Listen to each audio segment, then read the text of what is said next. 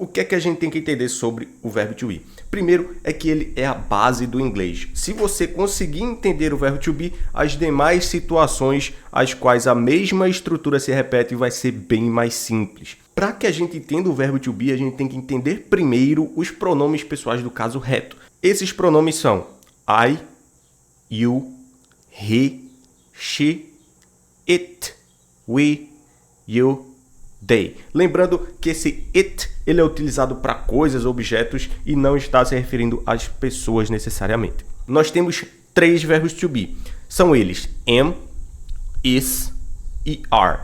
Todos eles significam ser ou estar. Para cada pessoa é direcionado um verbo to be. Nós temos I am, you are, he is, she is, it is, we are, you are, they are. Temos também a forma abreviada. A forma abreviada você só vai juntar o verbo to be com o pronome e vai retirar a primeira letra do verbo to be. No lugar dessa letra que você retirou, você vai colocar um tracinho chamado de apóstrofo. Então, juntou, retirou a primeira letra do verbo to be e colocou um apóstrofo. A palavra ela muda tanto na escrita quanto na pronúncia, mas o sentido é a mesma coisa. Você pode utilizar tanto a forma longa quanto a forma curta. Tanto faz, isso daí é com você. Olha a diferença de um para outro.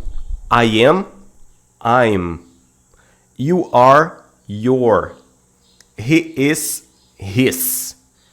She is, she's. It is, its. We are, we're. You are, your. They are, their. A estrutura vai ser sempre sujeito mais verbo to be mais complemento. Por exemplo, I am a student. Então, nesse sentido aqui, o verbo to be ele tem um sentido de ser. Se eu quisesse que ele tivesse o sentido de estar, eu vou identificar pelo contexto. Por exemplo, I am at school. Perceba que temos aqui 2 frases diferentes com o mesmo verbo to be, só que com sentidos diferentes. Na primeira frase, I am a student, eu tenho o sentido de ser. E na segunda frase, I am at school, eu tenho o sentido de estar.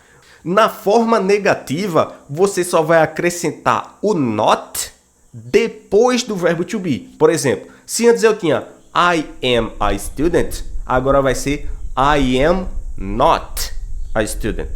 Ok? Se a gente fosse mudar a pessoa, por exemplo, she is a student, she is not a student. Até aí tudo bem, correto? Então você só acrescenta o not depois do verbo to be. Assim como a forma positiva, a negativa também tem abreviação. Na forma negativa e abreviada, você só vai juntar o verbo to be com o not. E a letra que vai ser retirada vai ser a letra O da palavra not. Retira a letra O e coloca um tracinho que é o chamado apóstrofo.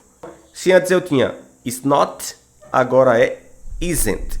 Se antes eu tinha are not, agora vai ser aren't. Novamente, muda tanto na escrita quanto na pronúncia, mas o sentido é o mesmo. Você pode utilizar tanto um quanto o outro.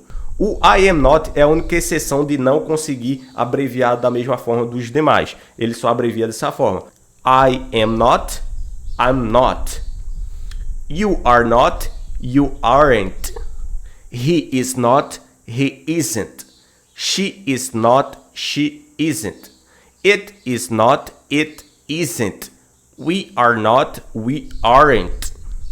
You are not, you aren't. They are not, they aren't. Então, essas daí são as formas abreviadas da negativa. Então, vamos retornar aquelas frases. She is not a student. She isn't a student. Mesma coisa. They are not at school. They aren't at school. Mesma coisa. Você pode utilizar a forma longa quanto a abreviada. Vamos agora para a forma interrogativa. A forma interrogativa você vai fazer a inversão do verbo to be. Você vai trocar ele de lado com o pronome pessoal do caso reto. Como assim? Se antes eu tinha I am a student, agora vai ser a troca. Am I a student? Note que a única coisa que mudou foi a posição do verbo to be em relação ao meu pronome pessoal do caso reto. Outro exemplo. She is at school. Is she at school? Deu para entender? O verbo to be é só isso. Resumão agora, em termos de frases. Olha como fica. She is at school. She is not at school. Is she at school? Pronto. Temos aí a frase na afirmativa, negativa e interrogativa. Então, pessoal, esse é o famoso verbo to be que a maioria das pessoas não aprende de jeito nenhum. E aí, o que é que você achou? Achou simples? Achou difícil? Deixa aí nos comentários para que eu entenda e possa te ajudar também. Então, por hoje é só, pessoal. Tchau para vocês, forte abraço e até a próxima.